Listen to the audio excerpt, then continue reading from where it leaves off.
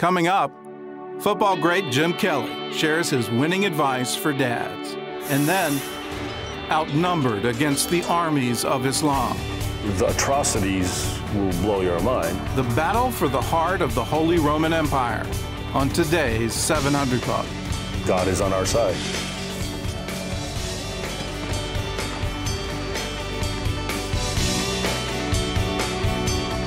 Well, welcome to the 700 Club. President Obama and Mitt Romney are back on the road today. With the political conventions over, they're campaigning in Iowa and New Hampshire. Last night, the president told Democrats and the country why he needs 4 more years to turn the economy around. Mark Martin has the story. 2/3 of Americans say the country is heading down the wrong track. So President Obama gave his listeners optimism, going back to a familiar theme. Hope, hope, hope, hope, hope, hope, hope, hope, hope. And the president made no promises of a quick recovery in the economy.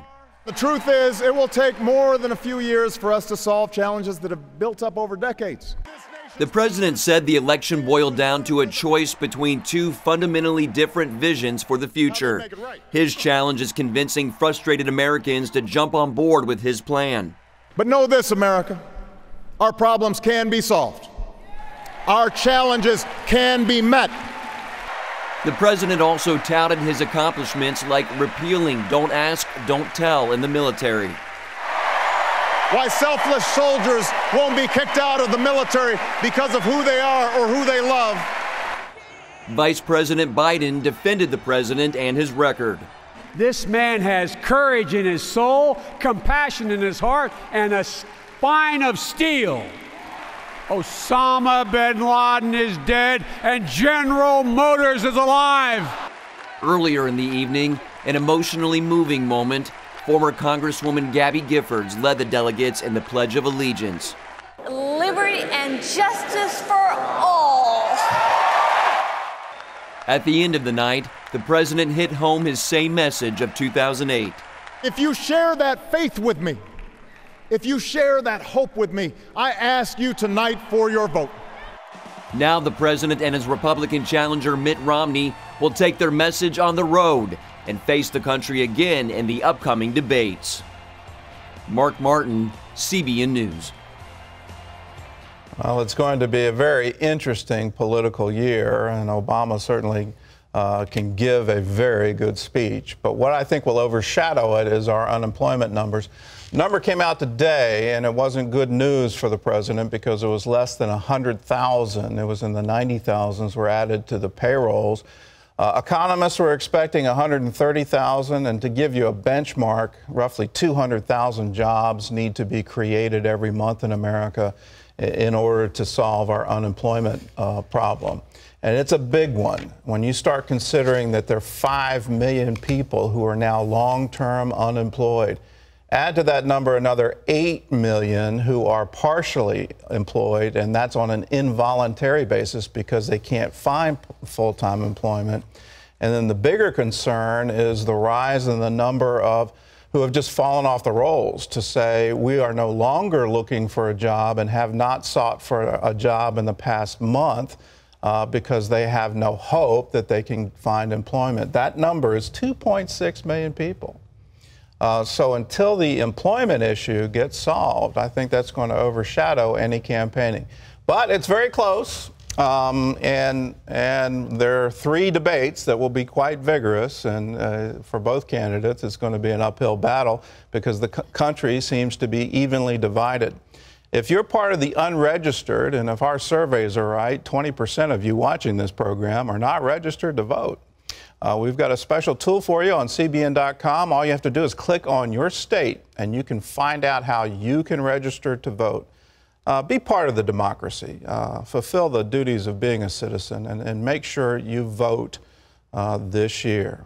Well, Lee Webb has more on the unemployment number and more on the convention. Lee? Yeah, Gordon, as you mentioned, the economy still isn't creating many jobs. The government's latest report out today shows the unemployment rate fell to 8.1% in August, down from 8.3% in July. But businesses only added about 96,000 new jobs last month.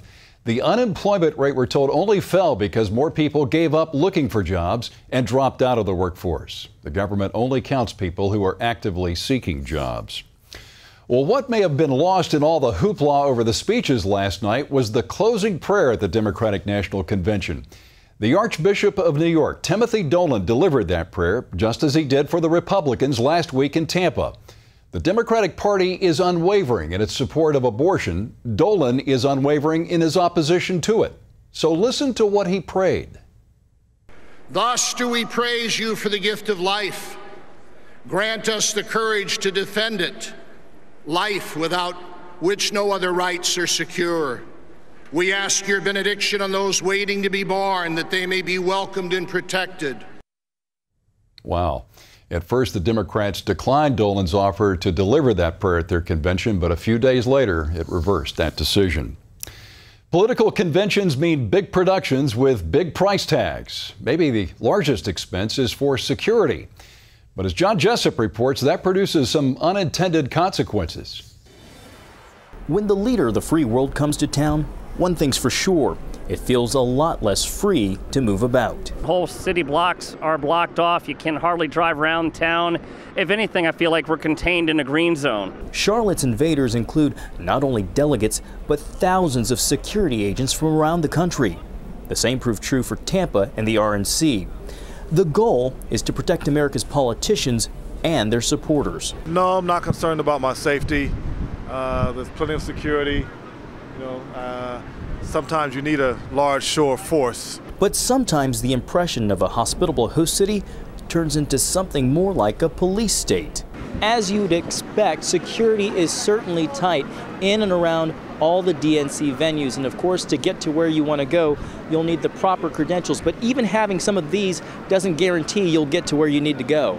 I feel very, very safe watching all these police officers and people with badges and the sheriff and everything else. Whether you see the miles and miles of barricades, security checkpoints, bomb-sniffing dogs and law enforcement as a help or a hassle, one thing they also do is help run up a tab. Those are things you like not to think about. The host cities pick up a lot of the costs, but Congress chips in some taxpayer money as well.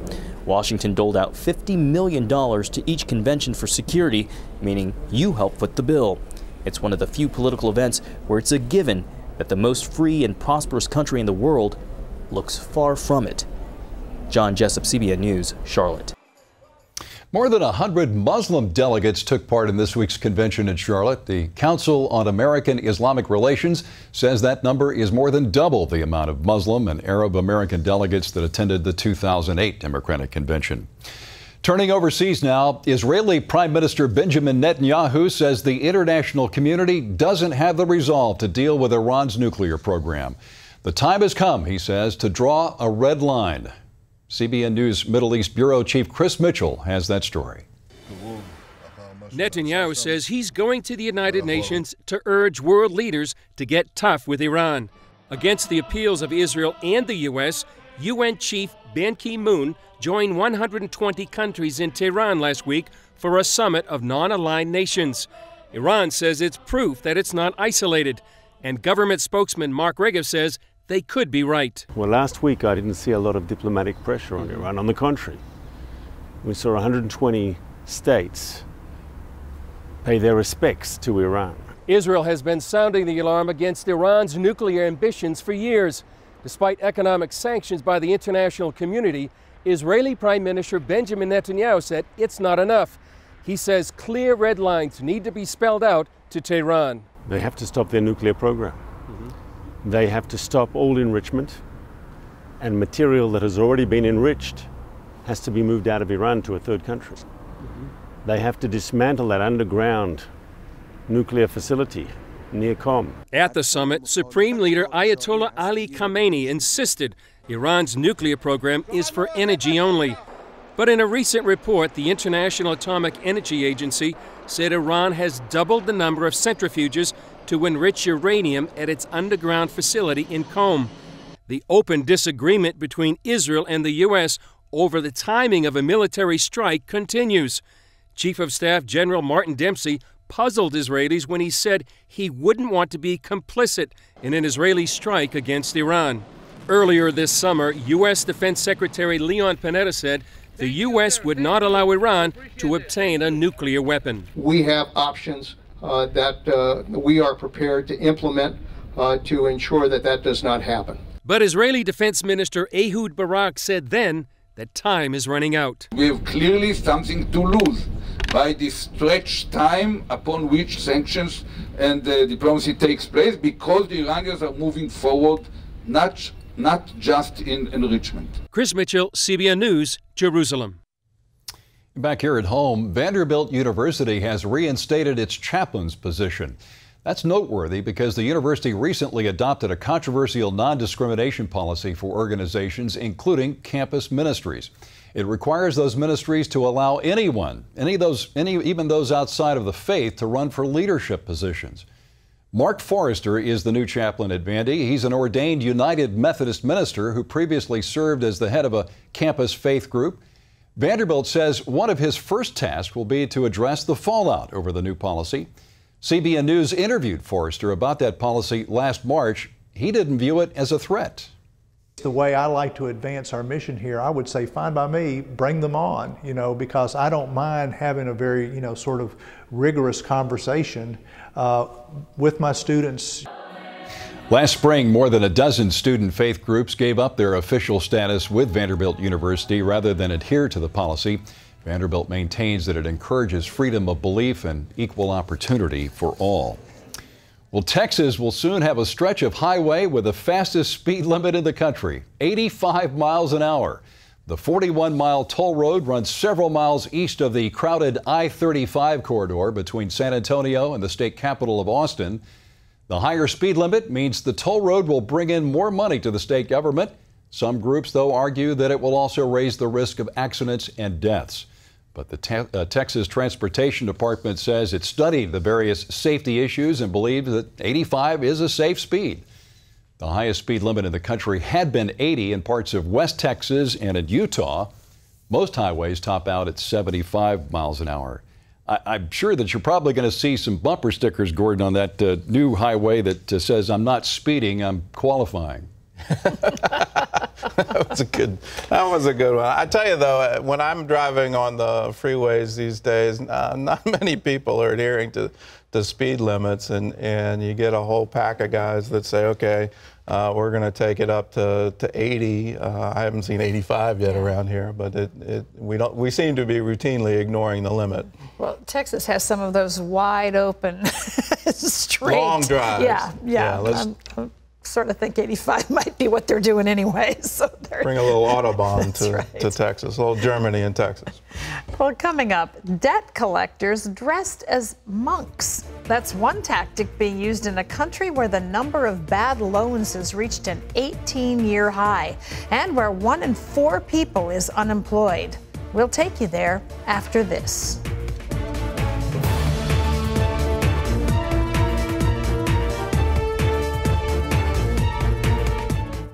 A decorated veteran. I love my country, and I love being free. Discovers his greatest battle. I kept thinking about my son. Is much closer to home. You are breaking the law. That is a lie, and you know it. Now, it's time to take a stand. The drama just continues to unfold here. And become a hero all over again. We fight for freedom. Last Ounce of Courage. Starts Friday, September 14 at select theaters. Monday. You're 5 feet nothing, 100 and nothing, and you got hardly a speck of athletic ability. Meet the real-life Rudy and find out what happened after the big game. Plus, an open door. And he pulled out this rolled-up magazine. Becomes a secret addiction. His fantasy world. All these women are wanting to do whatever I want them to do. And why he crashed back to reality. Monday on the 700 Club.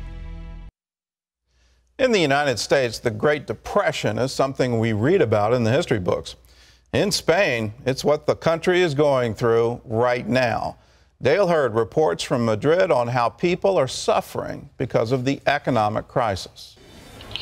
Ani, soy el Guille. In Terrassa, near Barcelona, squatters occupy an empty apartment building. They have nowhere else to live, so they live here, illegally. The father, Antonio, says it's their only choice. They're occupying this gleaming new apartment owned by the same bank that ordered their eviction. Guillaume Domingo runs an organization helping Antonio's family. There are lots of people that are occupying, who are kicking the doors of the buildings down because they don't have another option. Like the other squatters in the building, 35-year-old Nicole Polanco lost her job as a nurse's assistant. Then she lost her home. You can't just live on the street. There are so many empty buildings that will never have occupants, whether through selling or renting. Spain is not Greece. It is the fourth largest economy in Europe. But like Greece, Spain's middle class is falling into its own economic abyss. Looking at Spain, you see a modern, wealthy, productive nation. What you don't see under the surface is that Spain faces economic collapse. The European Union has crafted a bailout to try to prevent it. Economist Juan Ramon Rayo. Spain, both the banking sector but also the government sector, is about to go into bankruptcy. A collapsed real estate bubble created a banking crisis and 2 million unsold new housing units. The number of bad loans has reached an 18-year high, with one collection agency sending out debt collectors dressed as monks to appeal to the consciences of debtors in this historically Catholic nation. But Spain's problems are much deeper than a banking crisis. Unemployment is at the depression level of almost 25%, with an astounding jobless figure for adults under 25 of 53%. The economy shrank for the third straight quarter, and vital capital is leaving the banking sector. With 1 in 4 unemployed, more and more families are losing their homes. Near Barcelona, a group called Platform of People Affected by Mortgages is trying to prevent evictions and force the banks to allow the homeless to live in unsold housing. We are 80 to 100 people who came together to fight the banks. The banks have destroyed thousands of families who have been left on the street, homeless and in debt for life. Many Spaniards have signed mortgages that they must pay off even after they've lost their home to foreclosure.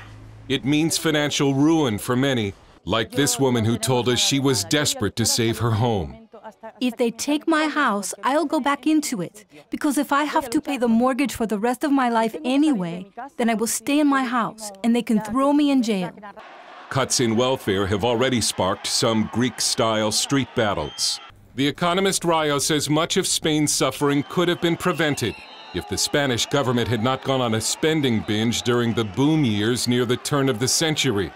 If we haven't increased spending from 2002 to 2007, the bubble years, right now we wouldn't have a deficit, even though the falling of our revenues and even though the increase in unemployment. Now Spain is paying the piper, or more precisely, Spanish families are paying. Shortly after we visited Manuel Barhué and his family near Castellón, they were evicted and left with a mortgage they'll still have to pay. Their dream of home ownership long gone. We were thinking this would be our house for life, but it's not, and there's nothing we can do. God will say what happens.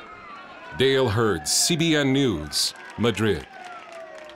If you look at the current economic situation in Greece and Spain, don't think that can't come here, because it certainly can. And the same things that happened in Spain and Greece in the 90s, in the first decade of this century, happened here, where in the boom times, government decided to really ramp up spending. And whether that was Republicans saying we need a prescription drug benefit, or even Democrats saying we need to stop bank regulation and repeal Glass-Steagall, that same thing can happen here. When you look at the unemployment rate for teenagers in America, it's at 24%. When you look at the unemployment rate for African Americans in America, it's at 14%. Now, am I projecting it's going to get to 50%? I pray it doesn't. But if we don't get our fiscal house in order and do it now, we're going to be facing the same things that Spain and Greece are facing, where they cannot afford the amount of spending that their governments are doing. That will have broad consequences and serious ones for our economy and for each American. Well, that's a bizarre situation they face, that they can't clear their debt. I mean, right. The bank can foreclose, and you still owe the balance for the rest of your life. However, unbelievable. How discouraging. Well, up next, NFL Hall of Famer Jim Kelly joins us. He's going to show us some winning moves from his playbook for dads. That's after this.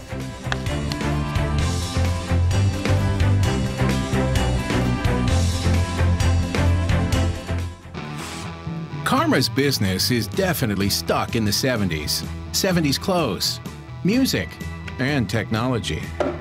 When it came to marketing on the web, he was totally spaced out, man. Lots of businesses struggle with web marketing until they call Web.com, the web marketing experts for small business. Our pros will write, design, and build your website absolutely free.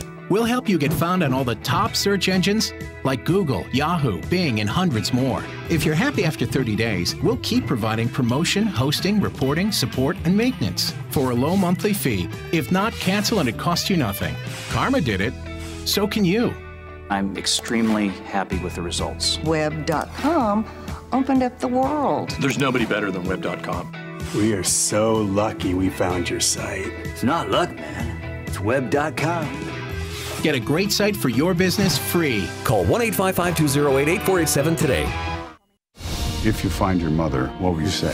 This Tuesday, it's the unexpected journeys that give us hope. This is my only chance to find out who I really am. And love brings us home. You have the power to forgive. October Baby on DVD and Blu-ray Tuesday.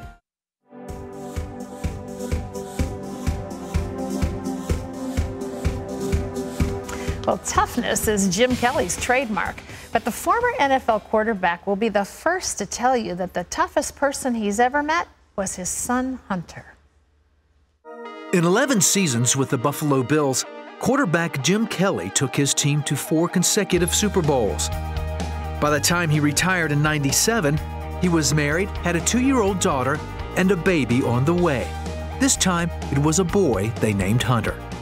But when Hunter was barely 2 weeks old, he was diagnosed with Krabbe leukodystrophy, a fatal genetic disease that affects the central nervous system. The Kellys didn't know how long their son would live. Hunter defied medical odds and lived long enough to see the Bills retire his dad's number and witness his induction into the NFL Hall of Fame. Jim Kelly has written a wonderful book called The Playbook for Dads. Jim, we welcome you to the 700 Club. It's great to have you here. It's an honor. Thank you. You say that your son Hunter is the toughest person you've ever met. Tell us about him. Wow. To make a long story short, because it is, here's a boy that was born on my birthday, Valentine's Day, as we heard, and all the things I dreamt about doing with him. And then him being diagnosed at the age of 4 months with a fatal disease, and then of course, unfortunately passing away at the age of 8. But what I was able to witness and see firsthand with my wife, Jill, was how he suffered and how he kept fighting back. And when he would go in the hospital and he'd suffer from pneumonia probably over 15, 20 times, he'd always fight back, and he was always such a toughie. And just to see what he went through and be able to get through all those obstacles, and how he encouraged me as a father, and how his 2 sisters looked at him, and when they got in the room and they started being roughhousing with him, how he accepted it, and how it was so wonderful to see how he was able to interact with his sisters. But just the toughness he showed, day in and day out, it just makes me look and say, I wasn't that tough. Well, I think that when you're in a situation like that, especially parent with a child, because I mean, I can't think of anything worse than having to see your child slowly go through all of that pain, and then come to a place of death. You learned some things through that. I learned a lot. At the beginning, it was hard for me. I mean, here was a son that I dreamt about doing all the things that my dad did with his 6 sons, and my brother Danny had a son named Zach, born 11 days before Hunter, so I automatically thought Hunter wearing number 12, Zach wearing number 83, quarterback, receiver, and all the great things that fathers and sons dream about. I dreamt about doing with my son, and just to see the things that he had to go through day in and day out, and the goals and dreams that I had for him. At the beginning, I was mad. I was mad at everybody that told me that I was a chosen father. I was mad that everybody that said, oh, your son's here for a reason. And my wife ran to the Lord, and I ran away. I was mad. I was mad at God. I was mad at anybody that tried to convince me that that was the right path to take.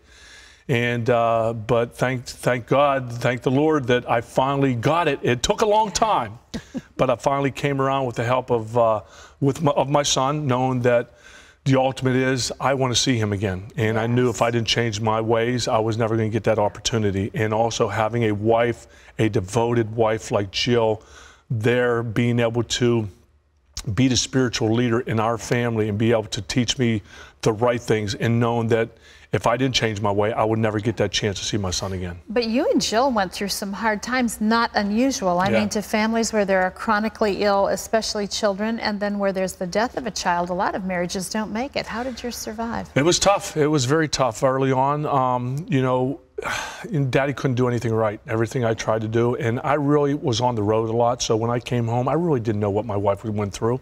Yeah, I saw what Hunter was going through, but I'd come home and there'd be 3, 4 nurses in the house. There'd be always people. And that's not, when I retired, that's not what I wanted.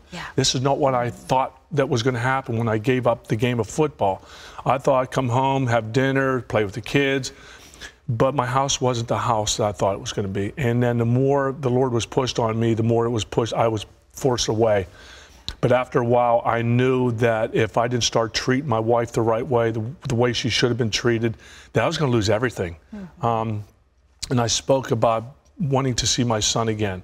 And probably one of the kickers also is I wanted to walk through my front door and have my 2 daughters, Erin and Cameron, look at their daddy with respect. I was losing it all. And I knew if I didn't give myself to the Lord that was going to happen. And it wasn't so much I knew I had to, is I wanted to. I needed it. And I remember the day like it was yesterday, I met with our pastor, Pastor Rich George, and he was with me when I talked to my wife, and I decided that that was the day that I was going to give myself to the Lord. And when you talk about free, and I've heard that word used a lot prior to, I know what it means now. And when I decided that this is the path that I wanted to take, it was like everything was lifted off my shoulders, that no more lying, no more looking over my shoulder. I had somebody that not only I could talk to now with my wife, but I also couldn't have a conversation with the Lord, that it's not always talking to your friends. You need somebody else to talk to. And when that happened, it was like, wow, why didn't I get this any sooner? But it's God's perfect plan and timing, and I understand that now. And hindsight's 20/20 and everything. And it really is. And you know, people looked at me before as the tough quarterback that, no, there's no way. And, but yes, there is a way. You don't have to be, somebody that just always suffers or goes through things. You can be a tough guy, a football player, and be able to see the Lord and know the magic that He has and what He can do for you, not only personally in the everyday life, but in your heart. Yeah. And now those things that you've learned from Hunter, and as the Lord has been leading and directing you, you're pouring into the lives of other kids. Well, Talk I try. about that. Yeah. I try, especially in this book, Playbook for Dads, to make a long story short, because I'm so passionate about it.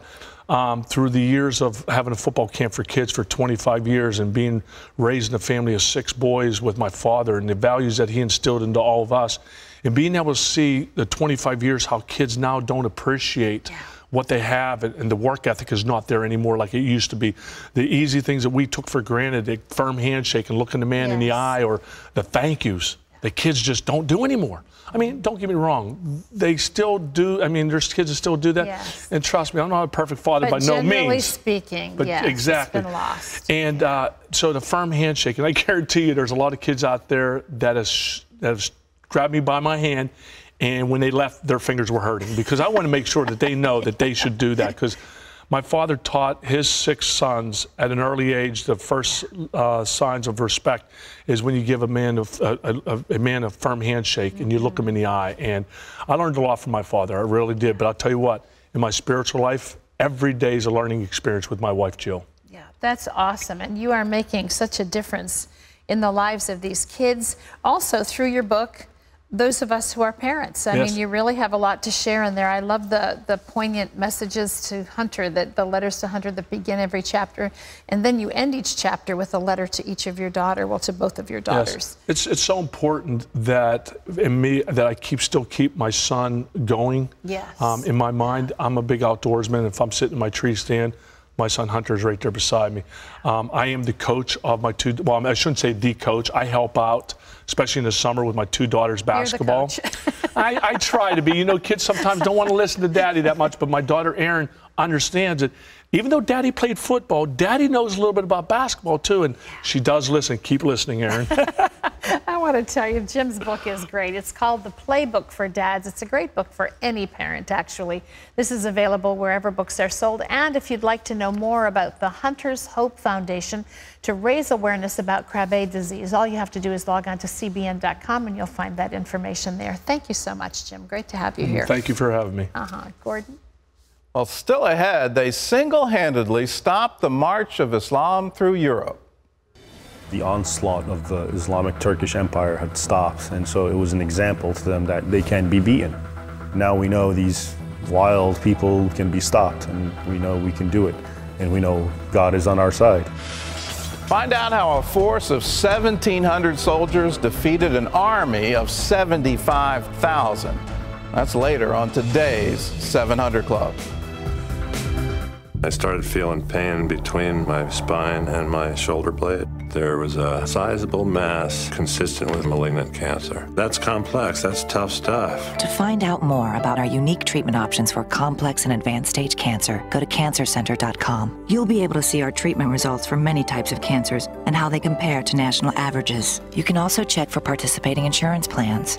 Cancer Treatment Centers of America is different. It's state-of-the-art medicine, unique treatment options, and a level of compassion that cannot be copied.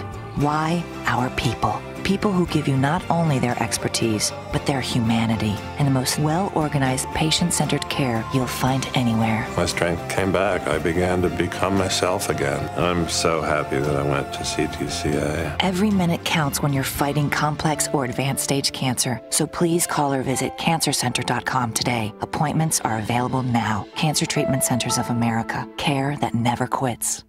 Single Christians, good news! ChristianMingle.com is the largest online community for Christian singles. More than 5,000 members join every day. I joined ChristianMingle.com and met my wonderful husband. Join today and find God's match for you. Join ChristianMingle.com today.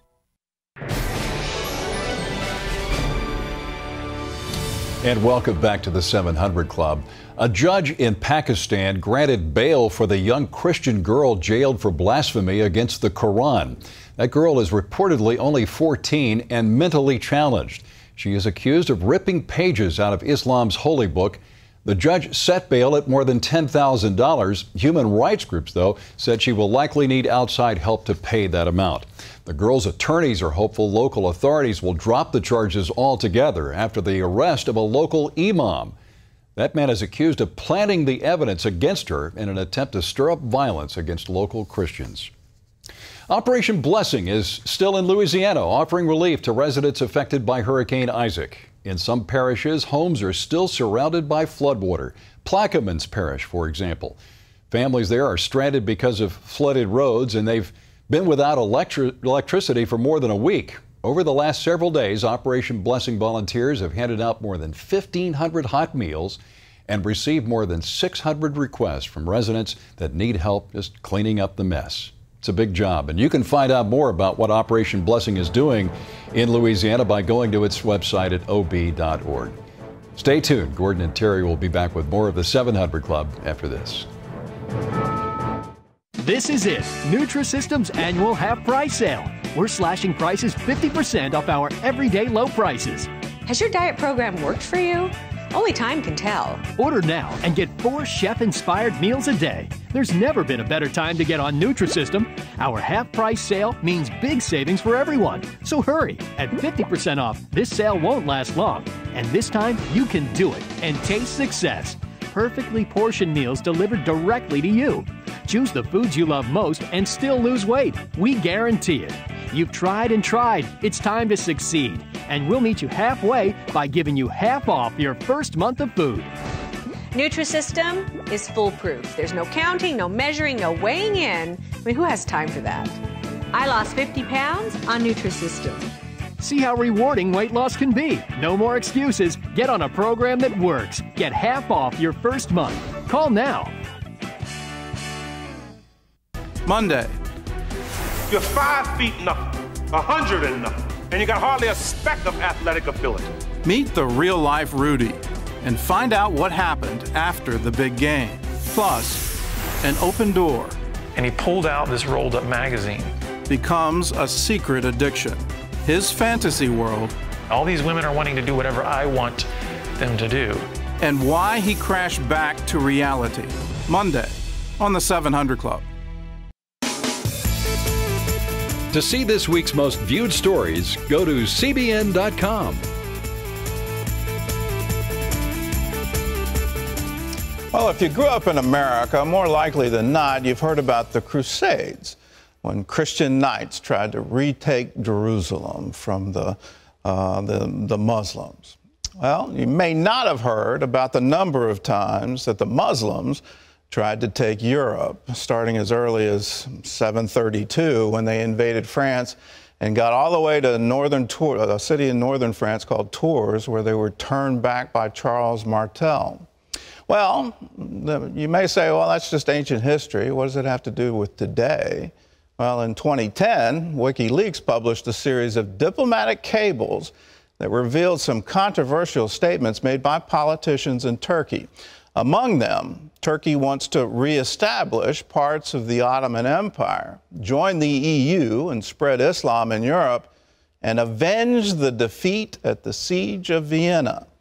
Well, that's a reference to battles fought in Vienna between the European and Islamic armies. The first one took place in 1529, when the Ottoman Turks marched to Vienna with one goal: to conquer Western Europe.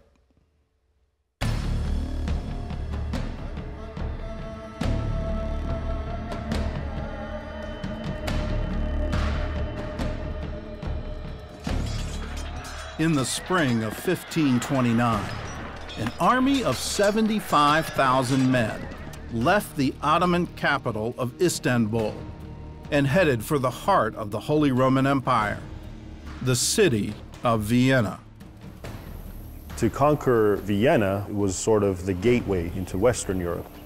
If you were able to take Vienna, likely other areas would fall quickly.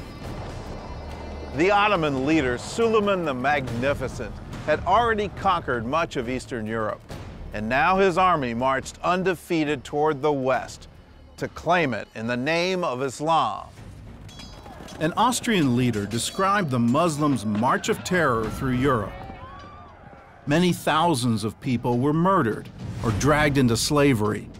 Children were cut out of their mothers' wombs and stuck on pikes. Young women abused to death and their corpses left on the highway. The atrocities will blow your minds. I mean, putting children on pikes is one thing. Oftentimes it would take Christians that they liked and force them to become Muslims. If they didn't, they would be tortured, which included gouging their eyes, chopping their appendages, and throwing them in fire. Anything that your mind can envision went on then. The Austrians pleaded for help from Europe's Holy Roman Emperor, Charles V. But Charles dismissed the danger in Vienna. As a courtesy, he sent a few German and Spanish troops to protect the city. Just 1,700 soldiers to fight an army of 75,000. In late September, the Turks arrived in Vienna and set up camp here outside the city. But it wasn't long before they realized their greatest enemy wasn't the European army. It was the weather. That autumn was unusually cold and rainy. Suleiman's secretary described the miserable conditions in his diary. It rained so heavily that some of the horses and camels were swept away by the water. Men climbed up trees and spent 2 days and nights there. The rain soaked the Turks' gunpowder, making it useless. And the heavy floods forced them to leave most of their heavy cannons behind, a decision they would later regret.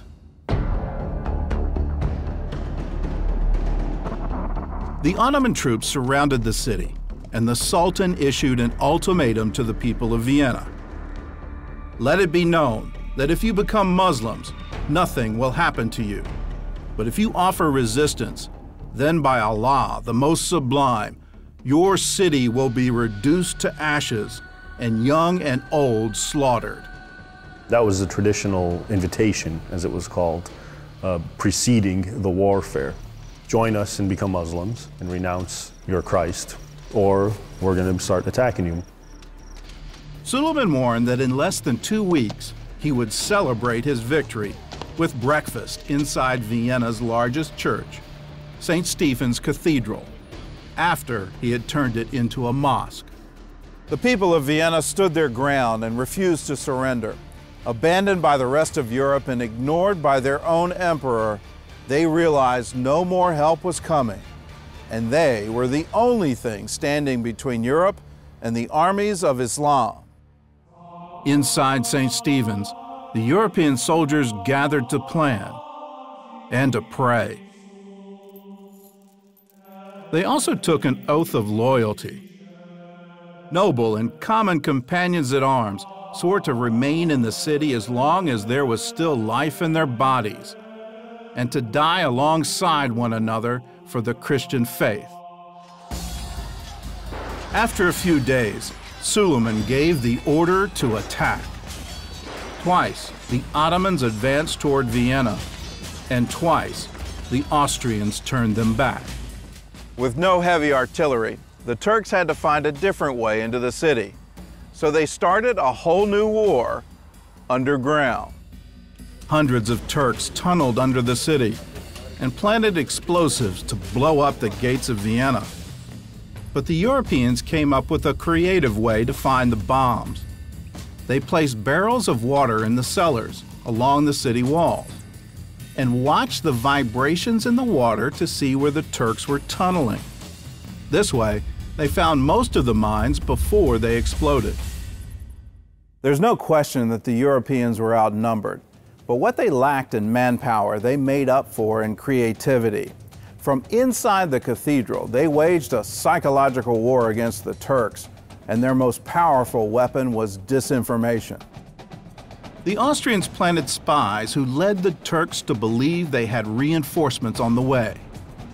Then throughout the day and night, they shouted and blew their trumpets to confuse the Turks. According to the Sultan's diary, their plan was working. Suleiman believed the Holy Roman Emperor himself was behind the city walls, with an army of thousands.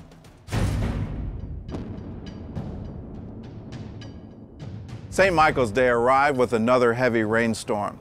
This was the day Suleiman had boasted he would be eating breakfast from inside the cathedral.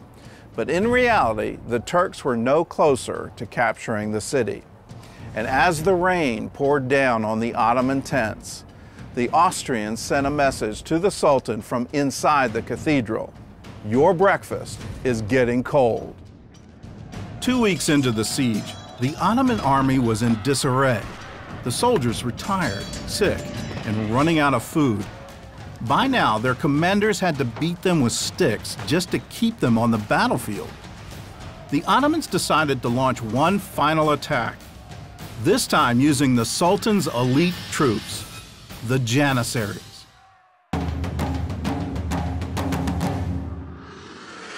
Two days later, the Turks stormed the city, but they were no match for the fierce German pikemen at the gates.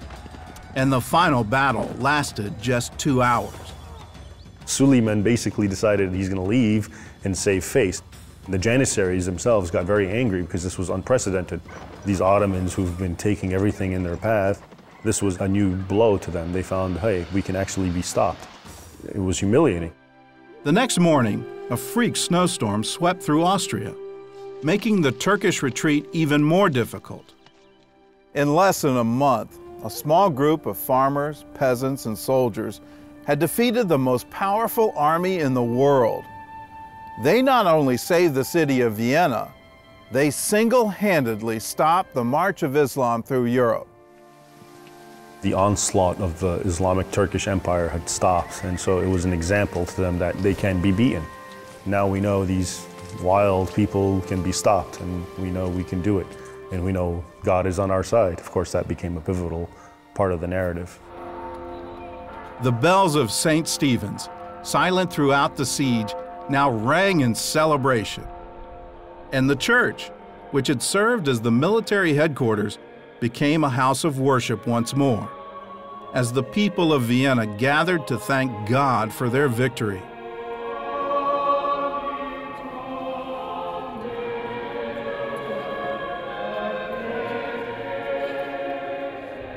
A special hymn was written for the occasion, based on a verse from the Psalms. Unless the Lord guards the city, the watchman stays awake in vain.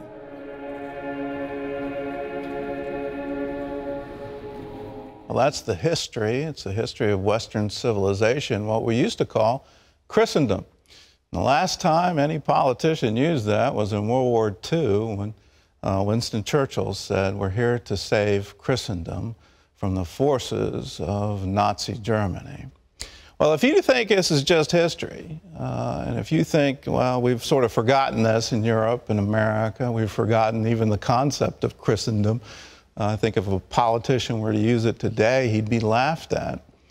For on the other side, in the nations dominated by Islam, they still remember, and they still think that the establishment of a caliphate is a good idea. In Bosnia, back in 2009, the Turkish foreign minister said the Ottoman centuries of the Balkans were success stories. Now we have to reinvent this. Turkey is back. Well, do you really want to reinvent the blood tax? That's what they did in those centuries when they controlled the Balkans. They would go to the Christian families and take their children and press them into service as soldiers and train them up from early ages, 4 or 5 years old, to be soldiers for the Ottoman Empire. They routinely abused the women. They routinely took property. And the centuries of conflicts in the Balkans as a result of this ethnic religious strife led to World War I. So if you want to say that's a success story, I think I might disagree with you. Do I think that the Muslims are planning some kind of invasion of Europe? No. But I do take them seriously when they talk about Israel. And here's some chilling quotes from August 15th, just last month.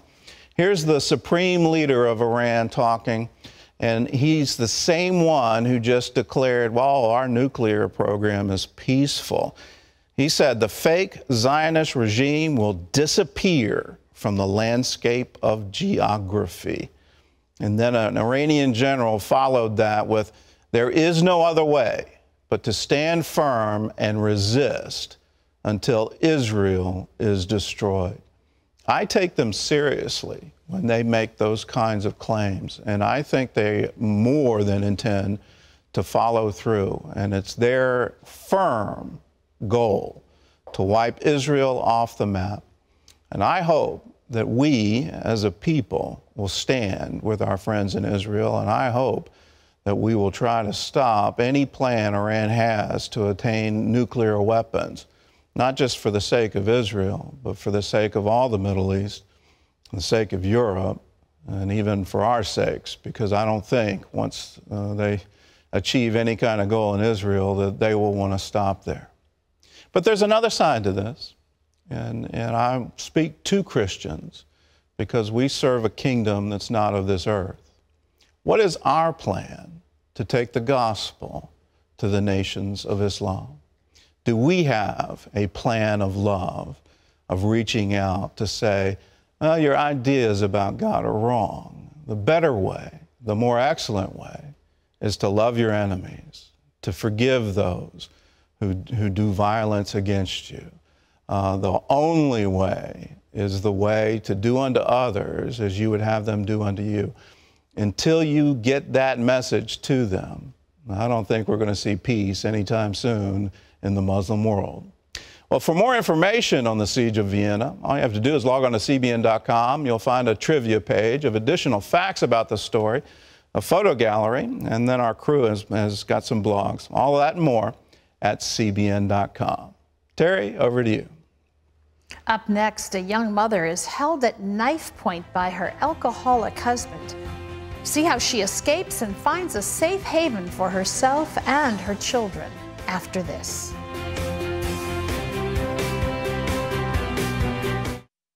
If you're taking pills for type 2 diabetes and you're still not getting the control you want, call now or visit controlispossible.com. You have a chance to help control your blood sugar for yourself and for those who depend on you most. With your free Chance at Control kit, you'll get facts about insulin and how it can lower blood sugar, a meal planning guide that makes sense of food labels, serving sizes, and shows how you can still enjoy the foods you love, an award-winning app to access nutritional information and find restaurants, plus a blood sugar diary to help track your levels and progress. Don't put off calling. Find out more about adding insulin to your type 2 diabetes treatment for yourself and for them. Call now or visit controlispossible.com for your Chance at Control kit. It will give you better understanding on insulin and how it can lower blood sugar. Call now or visit controlispossible.com.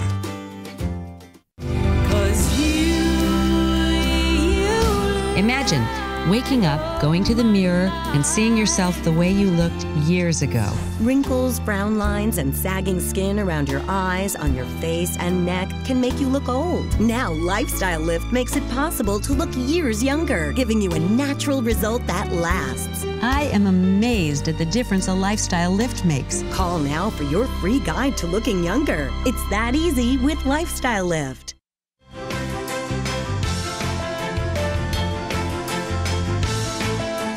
Emma is a mother who lives in El Salvador with her 2 young boys. For years, she stayed with her alcoholic, abusive husband until the day that he actually threatened to slit her throat. After years of physical abuse from her alcoholic husband, Emma knew she had to leave. One day, I didn't serve his food fast enough and he got violent. He had a knife and said he would cut our throats. Emma escaped that day with her children and went to see her aunt and uncle. I had not seen my uncle for 6 years. My husband did not know about him, so I knew we would be safe. Unfortunately, the only place her relatives could offer for her to stay was a damp, unfinished room in their house that leaked when it rained. When Operation Blessing learned of Emma's situation, we helped her to fix up the room where she was staying. And we bought them new mattresses and other household items to help them start over. But Emma still needed to find work to support her sons. I knew I had to find a job. It was hard for my uncle to support us along with his own family. Then Operation Blessing provided Emma with a brand new cart and all the materials needed to make and sell food. The young mother cried as she realized what the gift would mean to her and the boys. This is Victor and the 7-year-old son. I loved you all so much because you are helping my mom, my brother, and me. To everyone in Operation Blessing, may God bless you even more. Thank you. Isn't it wonderful to be able to make a difference, to be able to step into someone's need and actually give them the kind of hand up that opens a whole new opportunity and future to them? That's just a little bit of what you do if you're a 700 Club member, because we're working in the lives of people and situations of need all around the world. We want to invite you to join with us. It's 65 cents a day, $20 a month to be a 700 Club member.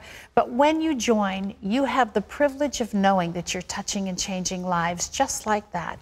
Pick up your phone, call that toll-free number on your screen. It's 1-800-759-0700. Just say, I want to join the 700 Club. When you do, we want to send you the 3 blessings. This is Pat Robertson's latest teaching. He shares with us the 3 things he's consistently asked God for over the 50 years that he's been in ministry. We think it'll be a blessing to you, and you'll have the privilege of knowing that you're touching and blessing someone else. So please call now, 1-800-759-0700. Gordon? Coming up, we're going to bring it on with your email questions. Joycey writes in, does God ever change his mind? I know his character doesn't change, but does he ever change his specific will for our lives? Well, stay tuned for the answer when we come back. Hi, I'm George Fates. Here's what I like about CBN.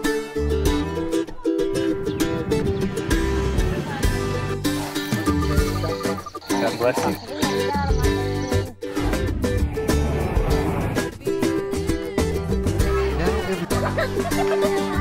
I'm George Fates, and that's why I give to CBN.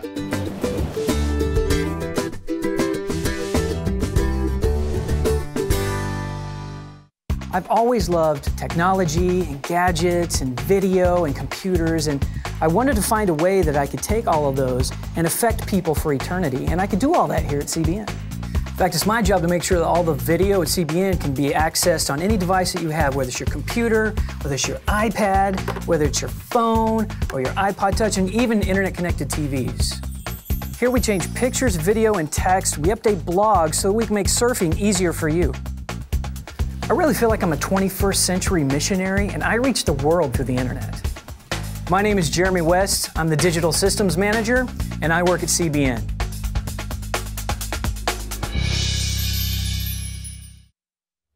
Well, many of you sent in email questions. We want to take a couple of minutes to answer a few of them today. Gordon, this first one is from Joycey, who says, does God ever change his mind? I know his character doesn't change, but does he ever change his specific will for our lives?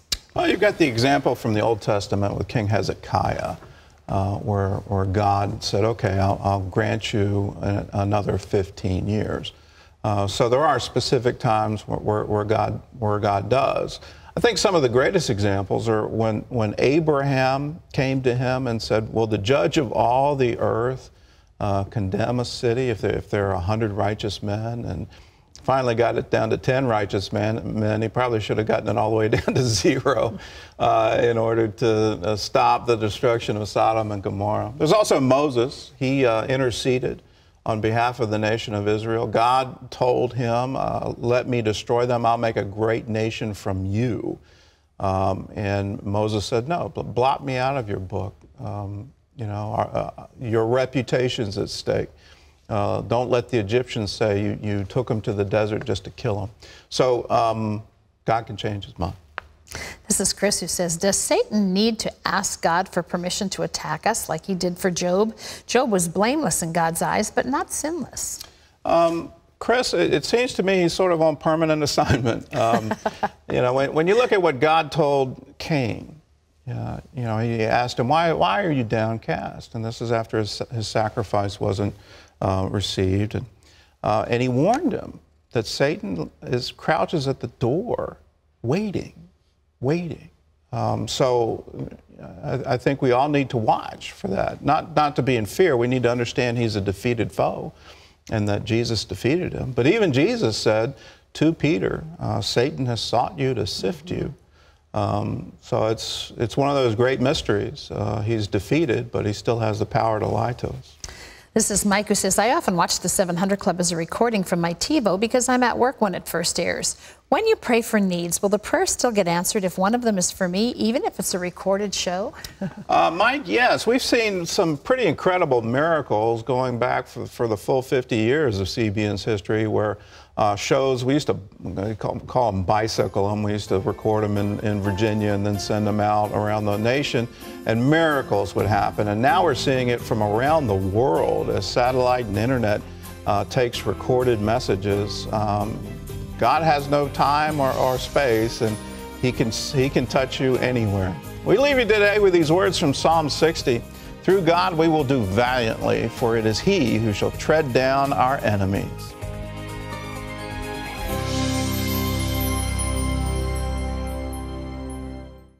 Wouldn't it be great if you could just hop on a plane and fly to a third world country and hand out food and medicine to the needy? And wouldn't it be great if some of those people came to know Jesus as their Savior because of your help? And wouldn't it be great if you could help out people like this all around the world every day? Wouldn't that make you feel great? And what if you could do all of this without having to leave your home or write monthly checks? Well, you can. Partner with CBN and you can help spread the gospel to people all around the world and make it a better place. And when you sign up for Pledge Express, your contribution will be deducted from your bank account every month automatically. It's a safe and simple way to make a difference. Plus, wouldn't it be great to get life-changing teachings every month from Pat and Gordon? When you sign up for Pledge Express, you'll save time and money, and you won't just sit around and watch the world go by. You'll help change it for the glory of God. Now, wouldn't that be great?